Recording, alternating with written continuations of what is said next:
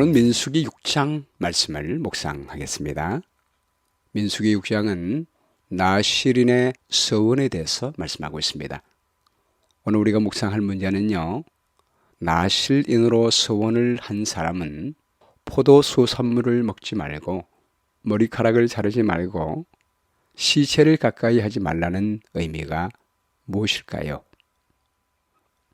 민수기의 주제는 하나님이 우리와 함께 하신다는 것이고, 우리와 함께 계시는 하나님은 우리를 통하여 일하시는 것을 보여주고 있습니다.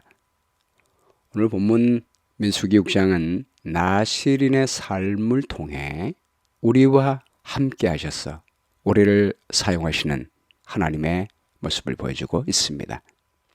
1절 말씀 보겠습니다.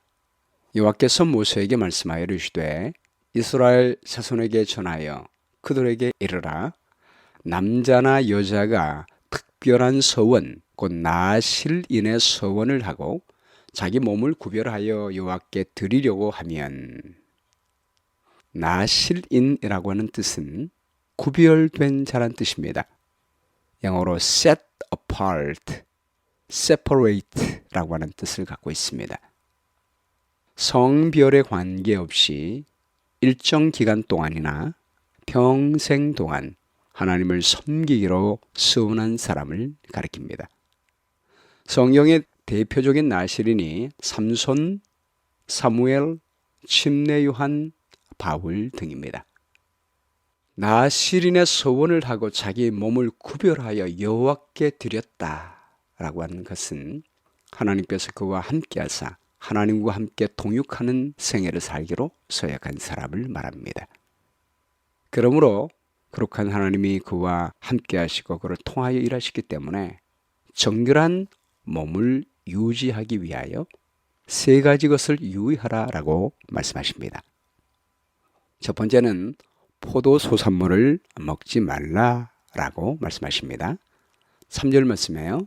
포도주와 독주를 멀리하며 포도주로 된 초나 독주로 된 초를 마시지 말며 포도즙도 마시지 말며 생포도나 건포도도 먹지 말지니 자기 몸을 구별하는 모든 날 동안에는 포도나무 솟아는 씨나 껍질이라도 먹지 말지며. 포도주와 독주를 멀리하라고 하는 말씀은 모든 술을 절대로 입에 대지 말라고 하는 것입니다. 제사장처럼 마음의 청결과 절제를 유지하여 맑은 정신으로 여호와께 자신을 구별하여 드리기 때문입니다. 나실인은 하나님을 모시는 사람입니다. 하나님의 성령께서 그 안에 거하시는 거룩한 성전입니다. 그러므로 알코올로 정신을 흐리게 해서는 안 되는 것입니다. 성령께서 말씀하시고 성령께서 일하실 때 예민하게 그 음성을 들을 수 있어야 되는 것입니다. 그런데 생포도나 건포도도 먹지 못하게 하신 이유가 무엇일까요? 나실인의 서약이 끝나면 먹게 됐습니다. 20절 말씀에 보면요, 그 후에는 나실인이 포도주를 마실 수 있느니라 라고 했습니다. 예수님도 성만찬 예식에서 포도즙을 드셨지요. 그러나 성만찬 예식 이후로는 마태복음 26장 29절 말씀에 보면 내가 포도나무에서 난 것을 이제부터 내 아버지의 나라에서 새 것으로 너희와 함께 마시는 날까지 마시지 아니하리라 라고 말씀하셨습니다. 그리하여 예수님은 십자가에 달리셨을 때도 너무 고통이 심할 때에도 포도주를 로마 병사가 줄 때 마시지 않았습니다. 사실 예수님 당시에는 냉장고나 보관하는 시설이 좋지 않았습니다. 그리하여 신선한 포도도 쉽게 발효가 됐습니다. 약간이라도 발효되면 뇌를 취하게 하는 영향이 있습니다. 그래서 예수님이 가나의 혼인잔치에서 만드신 포도주는 신선한 새 포도주였습니다. 요한복음 2장 10절에 보면 사람마다 먼저 좋은 포도주를 내고 취한 후에 낮은 것을 내거늘 그대는 지금까지 좋은 새 포도주를 두었도다. 좋은 포도주를 둬도 이 보관이 완벽하지 않기 때문에 약간 발효된 것들이 있는 것입니다. 그래서 많이 마시면 취하게 되어 있습니다. 예수님은 십자가를 앞에 두고 아주 중요한 순간 동안에 포도에서 난 것을 마시지 않겠다고 말씀한 것입니다. 나실린이 전적으로 하나님께 그의 생애를 드리고 하나님이 그를 통하여 중요한 일을 감당하게 하는 삶을 살 때는 그의 몸이 하나님이 거하는 전임을 깨닫고 우리의 정신을 흐리게 할 수 있는 가능성이 있는 모든 것들은 완전히 제하라고 하는 것입니다. 헤롯은 침례 요한을 죽일 마음이 없었습니다. 그가 침례 요한을 죽일 수밖에 없게 된 것은 그가 술을 마시고 그의 양심이 잠자는 상태에 빠졌기 때문에 중요한 실수를 저지르게 된 것입니다.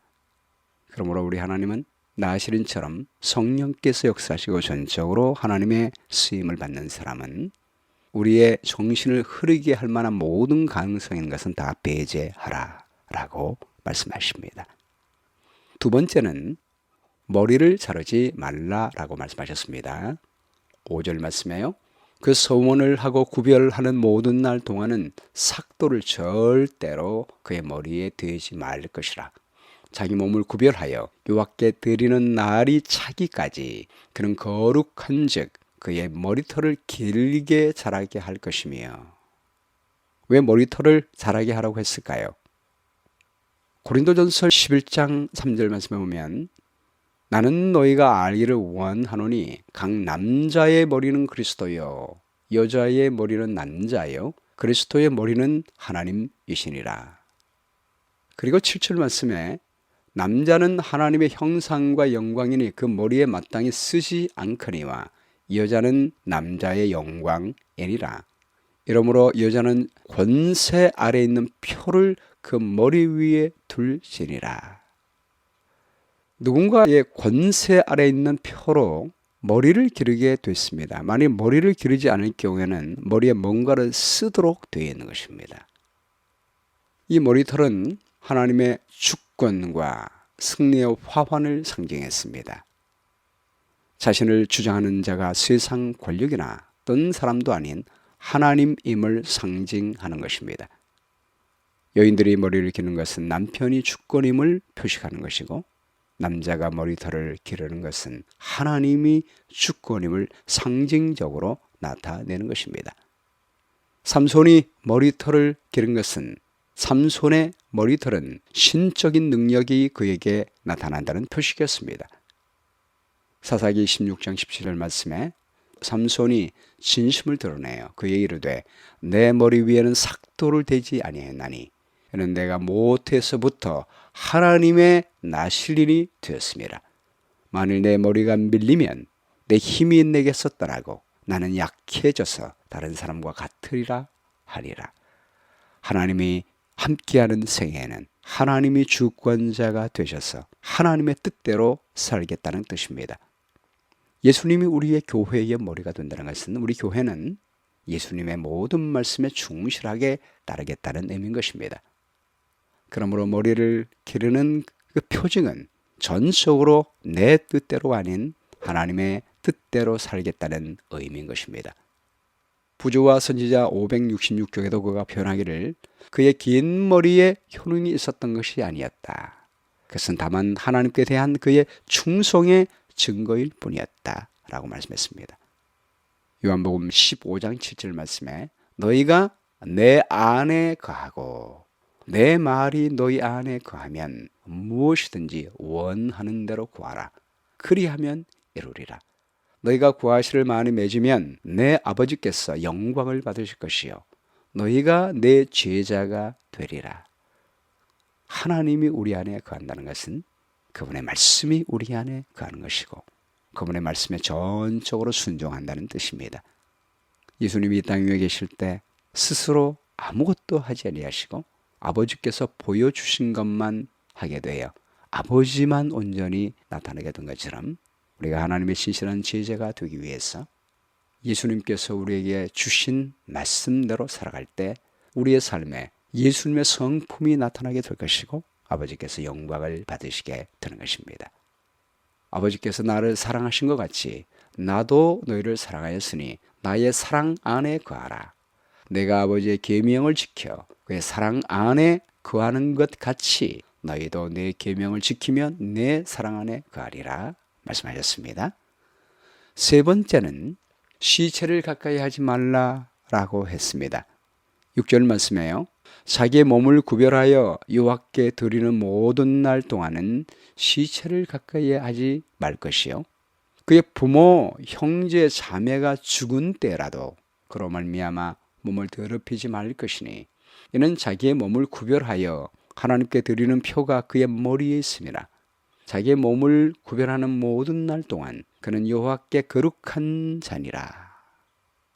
본래 제사장도 부모, 형제, 자매가 죽으면 시체를 가까이 할 수가 있었습니다. 오직 대제사장만이 부모, 형제, 자매라 할지라도 시체를 가까이 하지 말라고 했습니다. 대제사장은 하나님 앞에 서며 언제나 그 일을 감당할 만한 중보자가 언제나 있어야 되었기 때문입니다. 그래야 하나님이 모든 이스라엘 백성들과 함께 할 수가 있기 때문입니다. 그런데 왜 하나님은 나실인에게도 대제사장에게 요구하는 것을 요구하십니까? 전적으로 하나님께 인생을 드리고 하나님의 쓰임받는 사람은 대제사장과 같이 항상 하나님이 거하셔서 일하는 종들이기 때문에 하나님의 사업을 집중하라고 하는 것입니다. 죽은 자로 인해 방해받지 말고 산 자의 구원을 위해 헌신하라고 하는 뜻입니다. 예수님께서 베드로를 부르실 때 제자 중 하나가 가로되 주여 나로 먼저 가서 부친을 장사하게 허락하옵소서라고 했을 때 예수께서 말씀하시기를 죽은 자들로 저희 죽은 자를 장사하게 하고 너는 나를 쫓으라 라고 말씀했습니다. 이 말씀은 하나님께 전적으로 헌신한 주의 종들은 가족의 장례식에도 참여하지 말라는 의미입니까? 그게 아니에요. 고대 사회는 죽은 자를 위해 애통하는 데 많은 시간을 바쳤습니다.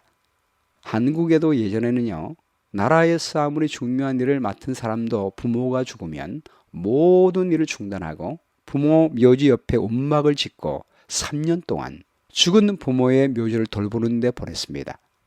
요셉도 야곱이 죽었을 때 그의 가족 전체와 모든 국민이 아무것도 하지 않고 70일 동안 야곱을 위하여 곡하는 데 시간을 보냈습니다. 이런 의미에서 하나님께 헌신한 일꾼들은 죽은 자를 위하여 너무 많은 생애를 바치지 말고 아직 살아있는 사람의 구원을 위하여 시간을 많이 바치라고 하는 의미인 것입니다. 죽은 사람은 부활을 주관하시는 하나님께 맡기고 간략하게 장사 지내고 부활의 소망의 날을 기다리며 많은 시간들을 아직 구원받지 못한 산자를 위하여 헌신하라고 하는 것입니다. 9절부터는 나실인의 정결 규례를 말씀합니다. 앞에 세 가지 것을 주의하라고 했지만 만일 그렇게 하지 못했을 경우에 정결하게 할 수 있는 은혜의 규례를 주셨습니다. 9절 말씀에요. 누가 갑자기 그 곁에서 죽어서 스스로 구별한 자의 머리를 더럽히면 그의 몸을 정결하게 하는 날에 머리를 밀 것이니 곧 일곱째 날에 밀 것이며 여덟째 날에 산비둘기 2마리나 집비둘기 새끼 2마리를 가지고 회막문에 와서 제사장에게 줄 것이요. 제사장은 그 하나를 속죄의 제물로 하나를 번제물로 드려서 그의 시체로 말미암아 얻은 죄를 속하고 또 그는 그날에 그의 머리를 성결하게 할 것이며 자기 몸을 구별하여 여호와께 드릴 날을 새로 정하고 1년 된 숫양을 가져다가 속건 제물로 드릴지니라. 자기의 몸을 구별한 때에 그의 몸을 더럽혔은즉 지나간 기간은 무효이니라. 언약을 더럽히고 나면 다시 정결하게 하는 방법을 주신 것입니다. 인간의 연약함과 한계성을 깊이 이해하시고 우리의 허물을 사하고 다시 시작하게 하시는 하나님의 은혜를 보게 됩니다. 산비둘기, 집비둘기는 속죄 제물로, 번제물로, 숫양은 속건 제물로 드렸습니다. 우리를 대신 죽으신 그리스도의 희생을 상징하고 있습니다. 우리가 죄를 범하여 부정하게 되었다 할지라도 우리를 용서하시는 그리스도의 은혜와 용서가 언제나 우리의 삶에 있습니다. 그러나 우리의 용서 뒤에는 엄청난 그리스도의 희생과 죽으심이 있습니다. 그러므로 우리가 용서받을 때는 예수님의 희생을 생각하며 하나님이 우리와 함께하는 생애를 살라고 말씀하시는 것입니다. 삼손도 술을 마시며 머리를 밀교되는 잘못을 범했습니다. 그리하여 그 모든 힘을 잃어버렸지만 그의 머리털이 다시 살아나며 하나님께 회개할 때 하나님이 다시 그와 함께 하셨습니다. 삼손이 여호와께 부르짖어 주 여호와여 구하옵나니 나를 생각하옵소서. 하나님이여 구하옵나니 이번만 나를 강하게 하사 나의 두 눈을 뺀 블레셋 사람에게 원수를 단번에 갚게 하옵소서 라고 했을 때 하나님이 그와 함께 하셔서 삼손이 살아있을 때 죽인 블레셋 사람보다 마지막에 함께한 능력이 훨씬 컸습니다. 13절부터는 서원 기간이 만료됐을 때 규례를 말씀하고 있습니다. 나실인의 법은 이러하니라. 자기의 몸을 구별한 날이 차면 그 사람을 회막문으로 데리고 갈 것이요 그는 여호와께 헌물을 드리되 번제물로 1년 된 흠없는 숫양 한 마리와 속죄 제물로 1년 된 흠없는 어린 암양 한 마리와 화목 제물로 흠없는 숫양 한 마리와 무교병 한 광주리와 고운 가루에 기름 섞은 과자들과 기름 바른 무교 전병들과 그 소제물과 전제물을 드릴 것이요 제사장은 그것들을 여호와 앞에 가져다가 속죄제와 번제를 드리고 화목제물로 숫양의 무교병 한 광주리를 아울러 여호와께 드리고 그 소제와 전제를 드릴 것이요 자기 몸을 구별한 나실인은 회막문에서 자기의 머리털을 밀고 그것을 화목제물 밑에 있는 불에 둘치며 자기의 몸을 구별한 나실인이 그의 머리털을 민 후에 제사장이 삶은 숫양의 어깨와 광주리 가운데 무교병 하나와 무교전병 하나를 취하여 나실인의 두 손에 두고 여호와 앞에 요제로 흔들 것이며 겉과 흔든 가슴과 받들어 올린 넓적 다리는 성물이라 다 제사장에게 돌릴 것이니라. 그 후에는 나실인이 포도주를 마실 수 있느니라. 이는 곧 서원한 나실인이 자기의 몸을 구별한 일로 말미암아 여호와께 헌물을 드림과 행할 법이며 이 외에도 힘이 미치는 대로 하려니와 그가 서원하는 대로 자기의 몸을 구별하는 법을 따라 할 것이니라. 본래 번제 속죄제의 속건 제사는 몸을 더럽힌 자를 위하여 하는 것이었습니다. 근데 나실인의 기간이 마친 후에 이러한 제사를 동일하게 드리는 이유가 무엇입니까? 우리가 아무리 하나님을 위해 우리 전생을 바치고 하나님이 우리와 함께 하셔서 성공적인 놀라운 일을 행했다 할지라도 우리 모두는 그리스도의 희생이 필요한 죄인입니다. 우리가 하나님의 거룩한 일을 하게 된 것은 다 그분의 은혜입니다. 하나님이 우리와 함께 할 수 있는 것도 예수님의 십자가의 은혜가 있었기 때문입니다. 우리 예수님께서 70인의 제자 주님과 함께 동행하여 귀신을 쫓아내고 위대한 일을 한 사람을 향하여 말하기를 귀신이 떠나가고 마귀가 하늘에서 떨어진 것을 인하여 기뻐하는 것보다 너의 이름이 하늘의 생명책에 기록된 것을 인하여 더 기뻐하라 라고 말씀했습니다. 우리가 하나님의 거룩한 일을 하게 된 것도 다 그분의 은혜입니다. 나의 놔둔 것은 다 하나님의 은혜입니다. 그리스도의 보혈 때문에 하나님이 우리와 함께 하시고 위대한 일을 할 수가 있기 때문입니다. 그러므로 언제나 그리스도의 보혈과 그분의 은혜를 감사하며 우리 예수님의 은혜를 항상 우리 가운데 새기라라고 말씀하고 있는 것입니다. 마지막은 이스라엘을 위한 축복의 말씀입니다. 22절에요. 여호와께서 모세에게 말씀하여 이르시되 아론과 그의 아들들에게 말하여 이르기를 너희는 이스라엘 자손을 위하여 이렇게 축복하여 이르되 여호와는 내게 복을 주시고 너를 지키시기를 원하며 여호와는 그의 얼굴을 내게 비추사 은혜 베푸시기를 원하며 여호와는 그 얼굴을 내게로 향하여 두사 평강 주시기를 원하노라 할지니라 하라. 그들은 이같이 내 이름으로 이스라엘 자손에게 축복할지니 내가 그들에게 복을 주리라. 제사장이나 나실인이나 하나님의 종들의 사역의 목적은 사람들을 축복하는 것입니다. 저주하는 권세를 주지 않았습니다. 원수일지라도 그를 위하여 기도하라라고 말씀했습니다. 언제나 우리가 다른 사람의 집에 가면 그 집안의 평안을 빌라라고 말씀했습니다. 이 축복의 핵심은 은혜와 평강입니다. 하나님의 은혜가 우리에게 임할 때 우리에게 하늘의 평강이 임하게 되는 것입니다. 그래서 항상 제가 여러분께 아침에 처음 기도할 때 은혜와 평강이 있게 되기를 원한다고 하는 축복의 말을 하는 이유가 이것입니다. 그리고 바울이 항상 편지서를 쓸 때 마지막에 은혜와 평강이 너에게 있을지어다, 항상 소두와 마지막에 이렇게 말을 합니다. 오늘 말씀 가운데 나타난 하나님의 성품은 무엇입니까? 은혜로 우리와 함께 하시고 평강 주시는 하나님이십니다. 용기를 주는 약속은 우리가 하나님께 서원할 때 하나님의 은혜, 예수 그리스도의 십자가 피로 말미암아 하나님이 우리와 함께 하실 수가 있습니다. 하나님이 우리와 함께 하실 때 하나님이 우리를 통해서 그분의 뜻을 이루시게 될 것입니다. 실천할 내용은 나시린처럼 언제나 우리의 머리를 맑게 하여 성령 하나님과 교통하며 온전히 하나님의 말씀, 주님의 주권에 순종하는 생애를 살게 되기를 바랍니다. 그리고 하나님이 우리와 함께하는 것은 하나님의 전적인 은혜임을 기억하고 십자가를 생각하고 그분의 피를 의지하여 담대히 하나님께 나가셔서 하나님과 동행하는 삶이 되기를 간절히 바랍니다. 기억될 말씀은 민수기 6장 25절입니다.